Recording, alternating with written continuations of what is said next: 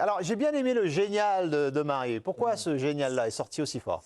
Parce que j'avais envisagé 2 options, soit elle prenait une tôle, soit elle créait l'espoir. Et en fait, elles ont inventé une 3e option. Et elles sont mortes, mais avec les armes à la main, quoi. Elles m'ont fait vibrer, elles m'ont même reconnecté avec le basket, qui n'est pas spécialement un sport que je regarde habituellement. Et là, j'étais, j'imagine comme vous, en haleine du début à la fin. J'ai vu des trucs énormes. J'ai vu le haut niveau du basket. Et ça m'a fait trop plaisir de voir ces filles à ce niveau-là, avec autant de réussite, mais pas dans le sens elles ont eu de la chance, dans le sens d'être en feu et de mettre tout le temps quasiment tout dedans comme il faut, enfin tous ces tirs. C'est lancers francs, 100%. Ouais. 100%, tu te dis, mais avec la pression et tout, incroyable. Donc j'ai trouvé génial parce que dans 4 ans, ça ne sera pas un match tight. Dans 4 ans, elles vont les exploser en fait. À la maison. À Los Angeles en plus. Ça sera la revanche merveilleuse. On aura ce fameux exploit du sport co-français. J'avais un autre génial, donc Stéphane, et ensuite on passe au terrible à ma droite là. Non, génial, parce que moi, on m'avait dit c'est une équipe qui est intouchable, c'est encore plus fort que les garçons, donc moi j'avais pas d'attente. On vous a pas menti, hein, on vous a pas menti. Normalement c'était ça. Sans grosse attente de cette équipe de France, et je l'ai trouvé absolument formidable d'abnégation, de courage, etc. Et je pense que c'est la défaite pour le basket français. C'est le Séville 82 du basket féminin. C'est-à-dire que c'est une défaite, évidemment, mais sur laquelle elles vont nourrir des perspectives joyeuses futures. Voilà. Moi, je pense Séville 82, c'est une bonne. Je pense que ces 2 finales, hein. et je lis les finales des hommes et des femmes, il se passe quand même quelque chose. Voilà. C'est-à-dire que les Américains, à l'issue de ces Jeux, ne sont plus invincibles en basket. C'est ce qui va ressortir, même s'ils ont gagné leur médaille. Techniquement, ils le sont quand même. Hein. C'est ce qui va ressortir. Oui, mais je pense que dans l'esprit, en tous les cas, notamment des Français, c'est désormais possible. Et 22 points d'écart en moyenne pour les Américaines sur ce tournoi, sur leur match, et 1 point seulement pour les Françaises hier. Pour aller plus loin, 19 points de moyenne sur l'ensemble des matchs. J'avais noté 22,3 d'écart. Ça fait... Ouais, c'est pas... Mais bon, c'est pas... 22, vingtaine. Franchement, la vingtaine et un seul point pour nous. Mais Diros, c'est à tout le monde sauf à la France. Quoi. Voilà, c'est exactement. Exactement. On va aller voir Anne-Sophie dans quelques instants pour qu'elle nous raconte comment c'était au Club France. Mais pour poursuivre l'analogie avec Séville, c'est vrai qu'il y avait un peu de ça parce qu'à certains moments, honnêtement, il y avait de l'injustice contre les Françaises au niveau de l'arbitrage notamment. Oui, il y a un moment, je crois que c'est à 2 minutes de la fin, où il y a une remise en jeu. C'est l'Américaine qui a touché, donc on aurait dû reprendre la balle alors qu'on était encore en position à 2 positions. Les gifles étaient permises, quoi. Alors que... Ça, c'est Harald Schumacher. Voilà, par exemple.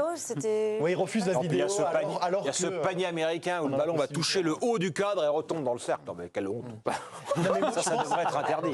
Je me suis posé la question, je ne sais pas vous, mais comment je préfère perdre, quoi. Est-ce que je préfère une défaite par 10 points d'écart ou par 1 point d'écart comme ça? C'est tellement rageux parce que moi je me dis surtout les filles, elles vont se dire pendant mais 50 ans peut-être, on est passé à côté d'un truc incroyable parce que c'est terrible, parce que tu n'auras plus les Jeux à Paris en fait. Tu n'auras plus l'opportunité de jouer les États-Unis chez toi, dans ta maison. Tu n'auras peut-être plus l'opportunité dans les 2 dernières minutes comme ça d'avoir à ce point des cartouches. Enfin, les garçons n'ont pas eu autant de cartouches. Tu as l'opportunité d'aller les battre à Los Angeles. Mais oui. Il y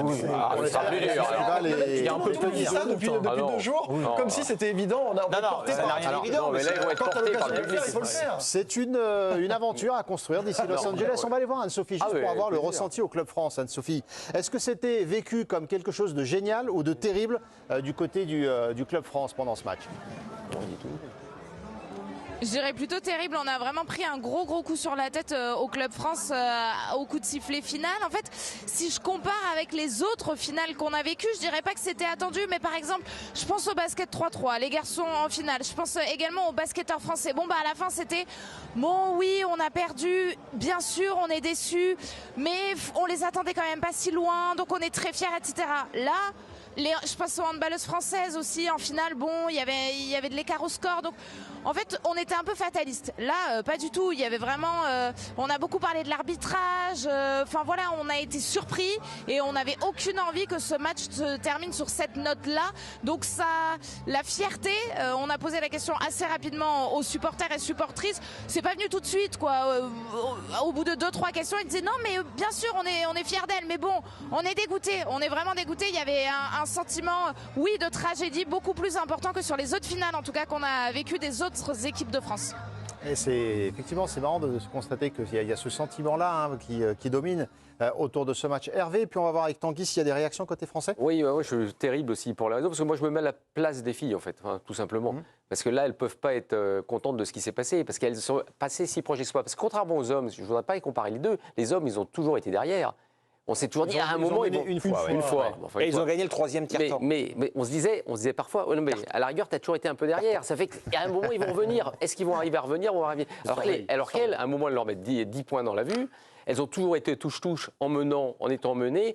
Le problème, et là, je pense qu'elles auront certainement là-dessus peut-être un petit peu de regret, c'est ce manque d'efficacité quand même. Parce que le nombre de paniers, que l'adresse, le nombre de paniers ratés. Il va falloir peut-être aussi beaucoup dépenser d'énergie à défendre, parce que pour limiter autant les Américaines, tu pourrais aussi. Mais Johannes, par exemple, qui est quand même quelqu'un qui a une vraie gâchette, là on l'a senti quand même en difficulté. Même sur des pertes de balles, un moment en fin de match, quand elle perd la balle et on la rend à l'adversaire, là c'est hors du contexte du match d'une certaine manière. Une joueuse comme ça, elle doit faire un petit peu plus dans ce type d'événement, parce qu'elle aurait mis un panier à 3 points, même un panier à 2 points de plus, et ça a changé le cours du match. Et peut-être qu'elle était 3 sur 13. 3 sur 13, à son niveau de performance, qui est vraiment logiquement une joueuse exceptionnelle, eh ben, il a manqué aussi quelques ingrédients. C'est ces ingrédients qui font qu'à un moment, vous êtes à un point des Américains. On a entendu les supporters.